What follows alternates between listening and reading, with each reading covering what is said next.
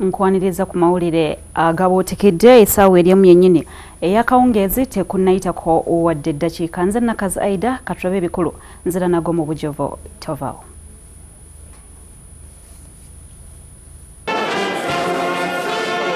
Ssaabalabirizi Nkoyoyo weeraba aziikiddwa mu bitiibwa ku biggwa by'abajulizi e Namugongo.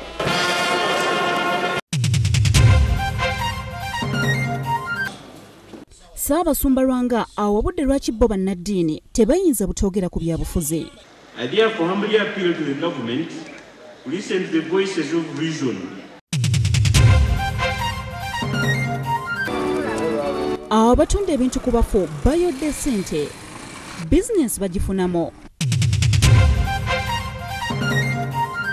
Agafuna abajja amata ag'ettika ebyamaguzi n'aweesa ag'ebyuma atubuulidde engeri gy'akolamu ssente. Saizi y'emu miliyoni 25.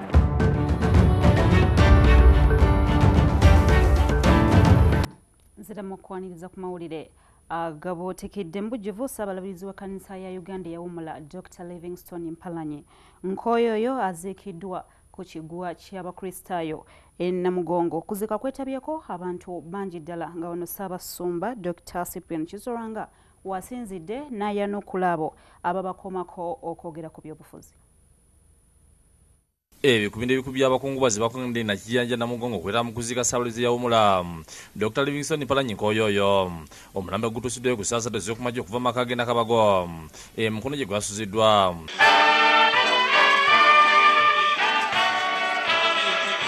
Kwetabyeko omumyuka wa President Edward Sekande, Prime Minister Dr. Hannah Rugunda, Katikkiro Charles Peter Mayiga, Maama Nnabagereka, Omulangira Kasimu Nakibinge, bannaddiini abeezikizindala nga bakulembedwamu Ssaabasumba Dr. Cyprian Kizoranga n'abakungu abalala bangi.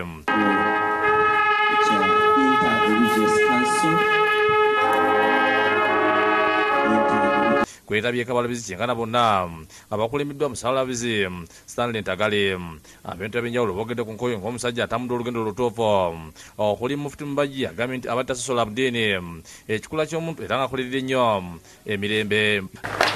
N'olwekyo bwe tuba tukungubaga nga tusabira omwoyo gw'omugenzi tetwerabira nti takomye kukolera takomye kukolera Uganda naye eddiini azikoleredde ate atuukire ddala ku lukalu lwa Afrika. Namwandu Ruth Nkoyoyo yeebazizza abantu bonna ababeereddewo nga mukwano gwe amufuddeko. Ssebo Ssaabalabirizi tweyanzizza nnyo. Gavumenti ya Buganda bannaffe tweyanzizza ssebo. Tweyanzeeko ssebo Katikkiro ate nnyongera okusiima ssebo nojja mama wange Nnaabagereka munnange nojja ne tutoola ffenna ne tukungubaga ffenna bannange tweyanzizza tweyanzeege. Y'Omulangira Kasimu Nakibinge asiima abakristaayo okukuuma ettaka lyabwe nga liri wamu kubanga kizibu nnyo ensangi zino okusanga ekibangirize eky'enzikiriza yonna nga tegitundiddwa. Ate mu ngeri y'enjawulo njagala nnyo okusiima obukulembeze bw'ekkanisa olw'okuba nti busobodde okukuuma ebifo nga bino nga bitunulanga bwe biri. Omulembe guno okubanga okyasangayo ekifo nga kinene nga kirungi ng'abantu bannalowoozaamu kukiryamu busumooni bannaffe mwebali nnyo mwebali mu ddala emujjangu okwo. Ate Ssaabasumba Dr. Cyprian Kizoranga akozesezza omukisa guno okulungamya olwakibbo nga bannaddeene tebayinza kuwala kugera ku byobufuzi wadde babuulizi ba njiri. The churches are not against the state at all.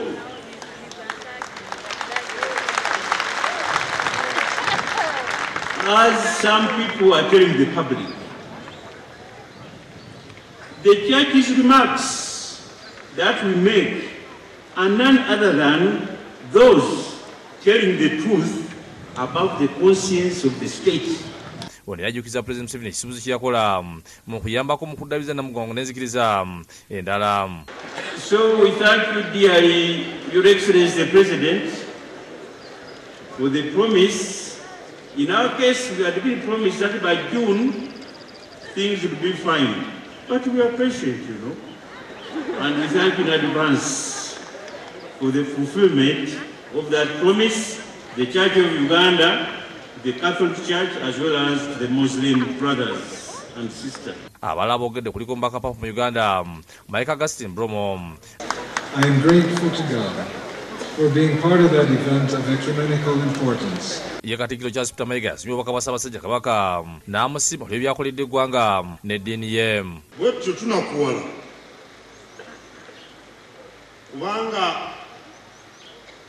obuwanguzi bwe yeebeera endabirwamu mwe tumulabira era buli omu ku ffe ayagala kuliraana bawanguzi nga Ssaabalabirizi Nkoyoyo bw'abadde. Yese kandi yasimye obubaka bwa President Museveni n'atereeza Nkoyoyo olw'emirimu gy'aweereza naddala mu kuzimba museum. Full of tension, as we saw when he almost single-handedly conceived of and supervised the building of the museum at Namugongo. Ate Ssaabalabirizi Ntagale mu kubuulira asomozza abantu ab'enjawulo kuli bannabyabufuzi ababaka ba Paalamenti n'ababuulizi b'enjiri okukola ebintu mu ngeri ennungi abantu ba bulijjo so si kwe kusabuka. We need money, we need property, but above all, we need to trust in the living God. The source of every blessing. We should never be disconnected with Him. Azze ababuulizi b'enjiri okubuulira ebyo ebituufu kusamira n'ekitundu omulamu gw'ejjiddwa e Nakiyanja we basabidde okutwala waggulu ku bbangulu ly'abannaddiini waziikiddwa bo abantu ba bulijjo tebakkirizibwa kutuukirira ntaana olw'obumu bwateekeddwawo ab'ebyokwerinda. Adrian Bali Bwanika nedda Matadde bakusakidde eggulu eno lwa Bukedde TV. Omwoyo gw'omugenzi Omukama agulamuza ekisano ekitangala eky'olubeerera kimwakire abawaabirwa abataano abali ku gw'obutujju abasooka okusibwako ogw'okutta yali omwogezi wa poliisi mu ggwanga Andrew Felix Kaweesi bakomezeddwawo mu kkooti Nakawa ne babasomera omusango gw'obutujju n'okubeera mu kibiina eky'obutujju ekya AIDAH. Abasatu ku bo bayembuddwa. Kkooti Nakawa ng'ekubirizibwa omulamuzi Noah Sajjabbi ekkiriza okuyimbula abawaabirwa abasatu ku abo abataano abali ku gw'obutujju. Kubakkiriziddwa okweyimirwa kuliko Ahmed Semfuka, Umaru Magana ne Abdallah Kala ku kakalu ka kkooti ka bukadde bubiri buli omwezi obuliwo ate bo abeeyimiridde buli omu obukadde butaano ezitali za buliwo.